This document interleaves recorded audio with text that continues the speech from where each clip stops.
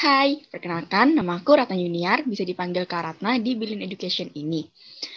Nah, jadi di video ini aku mau jelasin tentang termokimia. Langsung aja yuk. Sebelum masuk lebih dalam, pasti agak rancu kan, termokimia itu apa sih gitu. Jadi, kita udah kenal apa itu yang namanya reaksi kimia, di mana reaksi kimia ini biasanya melibatkan proses pelepasan atau penyerapan energi dalam bentuk kalor. Kalor ini sendiri itu apa gitu? Kalor adalah suatu perpindahan energi termal antara dua benda yang suhunya berbeda. Nah, ilmu yang mempelajari perubahan kalor ini yang disebut dengan termokimia. Dalam termokimia juga melibatkan yang namanya suatu sistem dan juga lingkungan. Sistem sendiri adalah bagian tertentu dari alam yang menjadi pusat, di mana sistem ini kayak semacam acuannya gitu. Sedangkan lingkungan merupakan segala sesuatu atau sisa alam yang ada di luar sistem.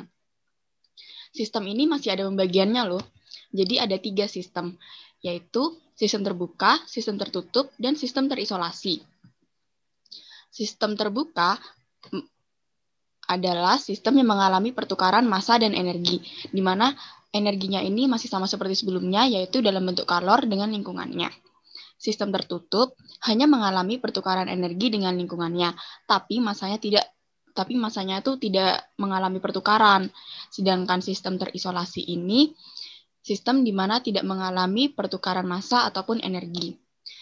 Nah, di sini kakak bikin nih kayak sederhananya gitu biar bisa kalian pelajarin. Nah, ini kan ada 3 gambar nih.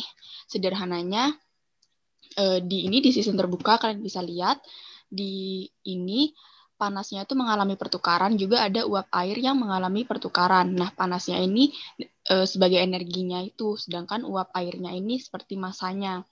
Sedangkan di sistem tertutup ini, kan bisa lihat kan namanya sistem tertutup, jadi kan pasti ada yang tertutup. Di sini panasnya itu masih mengalami pertukaran dengan lingkungan, sedangkan massanya tidak bisa karena kan dia tertutup kan. Sedangkan di sistem terisolasi itu dia itu benar-benar versi tertutup yang sangat tertutup. Jadi untuk panasnya sendiri itu nggak bisa keluar apalagi massanya gitu. Di termokimia dikenal juga suatu hukum, yaitu hukum kekayaan energi, di mana bunyinya yaitu energi tidak dapat diciptakan maupun dimusnahkan. Energi hanya dapat diubah dari satu bentuk ke bentuk lainnya. Dari hukum tersebut menunjukkan bahwa hubungan yang terjadi antara sistem dan lingkungan adalah perpindahan energi. Perpindahan energi sendiri dikenal dengan istilah reaksi eksoterm dan endoterm. Ini ada 2 kan? Nah, reaksi eksoterm itu reaksi yang disertai dengan perpindahan kalor dari sistem ke lingkungan. Sedangkan reaksi endoterm adalah reaksi yang disertai dengan perpindahan kalor dari lingkungan ke sistem. Jadi, bisa dikatakan antara reaksi eksoterm dan endoterm ini merupakan kebalikan antara satu sama lain. Untuk rangkuman perbedaan antara reaksi eksoterm dan endoterm, kakak buat nih dalam bentuk tabel agar lebih gampang dipelajari. Jangan lupa catat ya. Ini. Nah, di sini bisa dilihat kan reaksi eksoterm itu melepas kalor ke lingkungan. Di endoterm itu menyerap kalor dari lingkungan, di mana ini sama aja kayak lingkungan memberikan kalor ke sistem. Kalau dibalik nih, terus di reaksi eksoterm itu sistemnya menjadi dingin, sedangkan di endoterm sistemnya menjadi panas karena dia kan menerima kalor dari lingkungan. Terus lingkungannya menjadi panas di reaksi eksoterm dan lingkungan menjadi dingin di reaksi endoterm. Jadi sistem dan lingkungan ini juga situasinya berkebalikan. Jadi kalau misal sistemnya itu dingin, lingkungannya itu panas. Terus di sini delta H bernilai negatif, sedangkan di endoterm delta H-nya bernilai positif. Next. Di tabel sebelumnya tadi kan menyebutkan delta H ya. Nah, delta H ini sendiri merupakan simbol dari perubahan entalpi. Di sini ada beberapa jenis perubahan entalpi. Yang pertama yaitu perubahan entalpi pembentukan standar atau delta HF, di mana ini merupakan perubahan entalpi pembentukan standar 1 mol senyawa dari unsur-unsurnya. Yang kedua ada perubahan entalpi penguraian standar atau delta HD, yaitu perubahan entalpi penguraian standar 1 mol senyawa yang terurai menjadi unsur-unsurnya. Maaf ya, ini ada tipu sedikit deh, terurai gitu. Yang ketiga yaitu perubahan entalpi pembakaran standar atau delta Hc, yaitu perubahan entalpi pembakaran standar 1 mol senyawa. Yang terakhir ada perubahan entalpi pelarutan standar atau delta Hs, yaitu perubahan entalpi pelarutan standar 1 mol senyawa. Untuk pengukuran entalpi sendiri biasanya menggunakan alat yang namanya kalorimeter.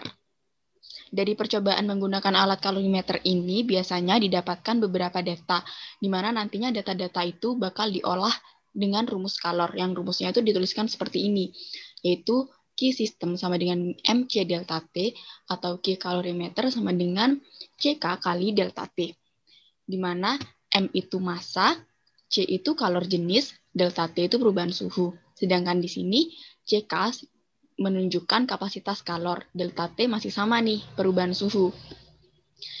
Hubungannya dengan entalpi itu apa? Nah, di sini digambarkan nih. Ada yang namanya rumus delta H sama dengan minus Q per mol.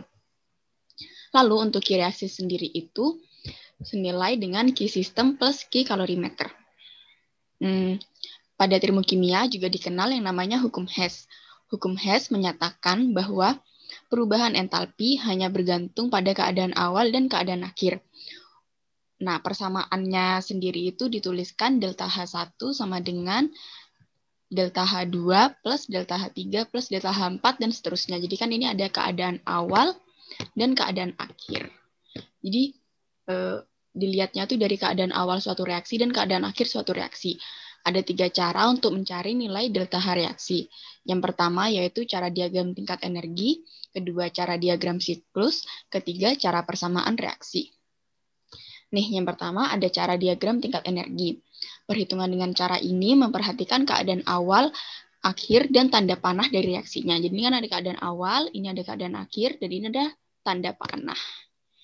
Misalnya kalian lihat dari 3 keadaan itu, nanti tanda panahnya itu ada yang biasanya ke bawah atau ada juga yang ke atas. Nah, contohnya kakak tampilan ini mengarah ke bawah kan. Jadi untuk perhitungannya sendiri dilakukan ke arah bawah ya.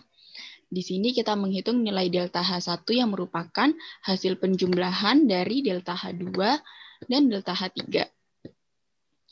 yang telah diketahui. Jadi di sini nilai delta H keseluruhan itu dilihat dari delta H2 dan delta H3-nya. Seperti yang tadi kakak sebutkan, rumusnya itu kan delta H1 sama dengan delta H2, delta H3, dan seterusnya. Yang kedua, ada cara diagram siklus. Nah, cara ini tuh sebenarnya sama kayak diagram tingkat energi sebelumnya, tapi perbedaannya itu terletak pada penggambaran diagramnya. Nah, ini masih sama kan? Kita mau cari 2C plus 2O2 ini menjadi 2CO2, tapi harus melewati delta H2 dan delta H3 untuk didapatkan nilai delta H1. Gitu. Nah, yang ketiga ini ada cara persamaan reaksi. Cara ini tuh juga masih sama seperti kedua cara sebelumnya. Perbedaannya itu, cara ini nggak pakai penggambaran diagram, tapi bergantung pada penulisan reaksinya. Jadi nanti kalian harus menuliskan dulu persamaan reaksinya. Di sini kakak ngerangkum langkah-langkah untuk penentuan delta H entalpi menggunakan cara persamaan reaksi. Yang pertama yaitu kalian harus tuliskan terlebih dahulu persamaan reaksinya. Yang kedua, tentukan masing-masing nilai perubahan entalpi dari setiap komponen melalui persamaan reaksi yang telah diketahui. Dan yang terakhir yaitu jumlahkan semua persamaan itu sampai ditemukannya bentuk persamaan baru yang sesuai dengan yang ditanyakan. Nah, di sini ada melalui termokimia itu juga kita dapat menghitung nilai delta HF dan energi ikatan rata-rata. Rumus yang digunakan untuk menghitung nilai delta HF itu ini ada 1, ada 2. Ini sebenarnya sama, cuma kayak tergantung kalian aja mau ngafalin yang mana biar yang mana yang bikin kalian lebih ngeh gitu. Nah, yang pertama ini ada delta H reaksi, di mana nilainya itu dari nilai delta HF produk minus delta HF reaktan. Atau kalian juga bisa pakai nilai delta HF kanan dikurangi nilai delta HF kiri. Sama aja kan, produk kan ada di sebelah kanan, sedangkan reaktan ada di sebelah kiri. Terus untuk energi ikatan sendiri itu adalah energi rata-rata yang diperlukan untuk memutus 1 mol ikatan antara atom dalam fase gas. Nah, untuk perumusan energi ikatan ini, Ada 2 juga, tapi ini sama aja keduanya, cuma beda di penulisan bahasanya aja. Jadi tergantung kalian mana yang mau dihafalkan, di mana kalian bisa lebih paham aja. Yang pertama ini ada delta H reaksi dengan energi pemutusan dikurangi energi pembentukan. Ada juga dengan energi ikatan kiri dikurangi energi ikatan kanan. Gitu. Nah, sudah selesai nih ternyata materinya. Untuk selanjutnya kalian bisa coba kerjain contoh-contoh soal yang ada ya. Terima kasih. See you.